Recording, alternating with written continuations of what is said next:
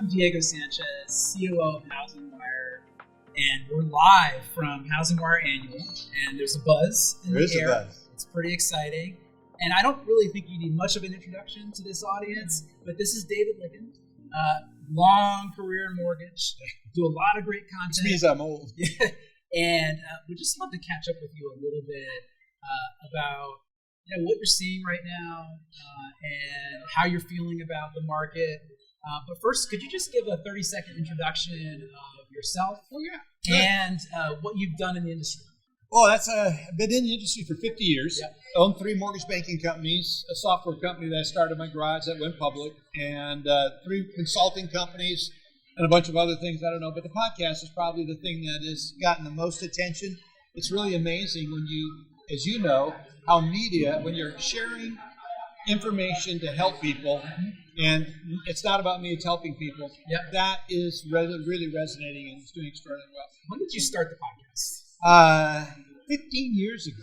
15 years ago. So you were one of the early podcasters. You're one of the early ones, yeah. That's really cool. And why did you say, okay, that's my medium for putting out podcasts? Well, I've always been interested in media, which is a bit of an interesting journey in that alone. But what I really saw was the need for information to be shared about what's going on in the industry. And having kind of a composite. Now, what's also interesting is I have dyslexia. So my auditory retention is much better than my reading retention. So if I'm on looking at, HousingWire, reading the stories, which are all excellent, my retention is lower than if I'm listening to you, Diego, talk about the issues on a podcast. So I saw the need, and what I learned in this book called The Gift of Dyslexia, that a good number, a high percentage of CEOs and leaders are dyslexic. Because dyslexia, you have a vision to be able to see things. And they're more of a visionary type mindset. So what seems to be a learning disability turned out to be a gift. That's why the book Gift of Dyslexia is so powerful. That's so interesting. My younger son is dyslexic, and he is way more visual and sort of visually interested. Right? So like art stuff, colors, audio. It's fascinating to me. But he doesn't want to sit down and read a book, but he'll take in information and data through other channels. I think anyone raising kids or working with someone that displays that we're usually high energy. Some people might say a little higher level. He's got some high energy, and that can annoy some people in certain ways. But when you realize what that can bring and you recognize it and you channel that, wow. What a powerful thing. So excited for you. So I get why you got into podcasting. Why have you stuck with podcasting? Well, I think because when you start realizing you're making a difference, and there's just something about like what HousingWire does, HW Media, what you all are doing. There is such a difference maker. It's not about being an influencer. It's being more about sharing the thought leadership. And I've been around long enough, I've been through enough cycles where I think, especially at this time where we're at in the market today, it's so critical that we have good thought leadership. And it's not my thought. What I try to do is I interject my thoughts, but I try to draw the best thought leaders into a conversation and a dialogue and get them to share what they see.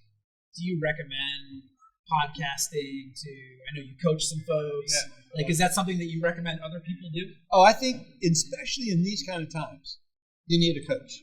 I think coaching is one of the most powerful things. Emily Farley's one of the stories. I just released that story, just released the story. We published the story in her interview. We just published the ones with Alcova Mortgage and coaching, that was leadership. What's interesting, what do you know about professional sports? Pick your favorite sport. They all have a coach. The top performers have coaches. And so what you need to do is find a coach that will challenge you, that will encourage you, and equip you to do what you are called to do, what you have a passion to do. All right, so not the best time in the housing market right now. Pretty difficult for some folks.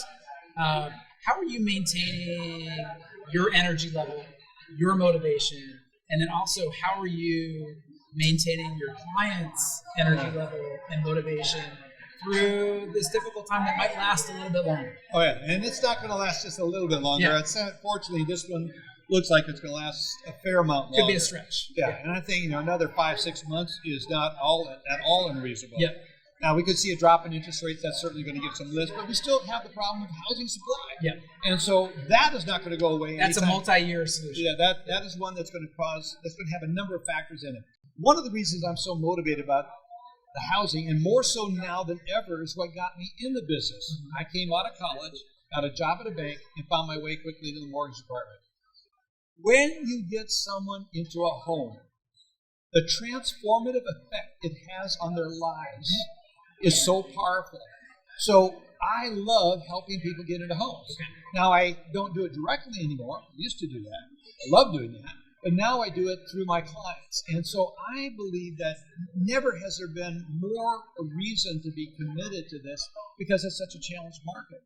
We have got to help people get into homes. It's the biggest wealth creator for the average American. Yeah. It's one of the things that will give them more identity and self-worth and process for maturity. How many guys or gals that you know that are out there having a good time in life buy a home, and it's like, wow, I've got to grow up here a little bit. I've got a house. And so I think that those are the kind of transformative things. And that's why I'm so committed, and the reason I'm so passionate about housing and housing finance today. That's so interesting. So I listen to your podcast pretty regularly, and you had some folks on recently talking about the real estate commission lawsuits, which I don't feel like a lot of people in mortgage are really tuning into this yet. That's the shocking thing. It's going to be a pretty big impact, pretty likely. Not just on real estate, but on mortgage as well. Yeah. Why did you have those folks as guests on your podcast? And what do you think those real estate commission lawsuits mean for the industry? Well, I think it's disruption, number one. Yeah. And in disruption, there's always opportunity. Yeah. Every time my business has accelerated, it's in a season of disruption and challenge. And so I seize on the opportunities. What I'm trying to get people to do is look at it. I'm not trying to say, this is Lykken's formula and you need to go do this. Look at it and look at your strengths, your organizational weaknesses, and what can you bring to that to make a difference. Yep. I guarantee you, this is going to help define the next leaders, what's going on right now in the real estate thing. And again, as you guys know, there's been significant developments this week on Monday, when NAR basically caved to the whole thing. Surprising. And so what does that kind of disruption bring as far as opportunities? Now, there's some who say, well, it's just going to be redistributed. We're going to keep things as they are. Could be. But what new opportunities could emerge? And that's why I love being at these conferences. Yeah. I love hearing what's going on in the other room. How are people viewing the opportunities that are there? And so anyone watching this, I encourage you, seize on the opportunities. This disruption is creating lots of opportunity. Lots of opportunity. So let's talk a little bit about opportunity, and then we'll wrap up. You coach a couple of mortgage CEOs. A number of them. They've got to, despite the market, they've got to have a growth strategy for 2020, the rest of 2023 and then 2024. What do you think those opportunities are for a lender that wants to take market share next year? Well, it's really interesting. I will be meeting with one of the top originators in the nation here at your conference. Yep. They came in. They sought me out because of the podcast. Mm-hmm. And what I'm finding already, and just talking to him a short time, there's three things. The first one is mindset. Yep. What is someone's mindset about the market conditions? How are you reading the economic data?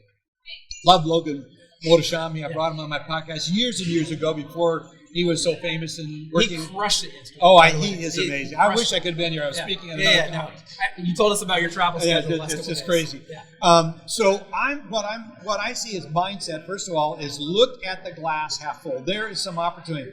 Here's a statement I'm starting to publish out and putting out. I'll put a lot of metrics behind it.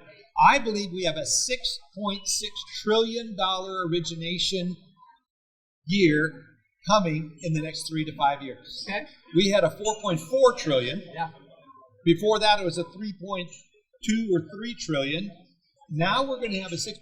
We are in this oscillation, boom bust cycles. In this next cycle, there's a few things that have to develop on this, but I think we're going to see lower rates. And I'm going to see that pent-up demand of people holding on to their homes. Over 80% of the people have an interest rate. Over 80, maybe 90% of people in America have an interest rate less than 5%. That's right. And that statistic is going to cause people to hold on to what they've got. Why wouldn't you? Yeah, the cost to change. Yeah. Now, when interest rates come down, life events show up. This house too big. Yeah. We want to sell it. It's time to make a move. That's going to open up a lot of inventory, which is going to set up for, I think, another major boom. Well, David, such a pleasure to catch up with you. So I'm so glad we could bring you out to this conference. Oh, thank you. Great to catch up. Good to be with you. Thank you, Diego.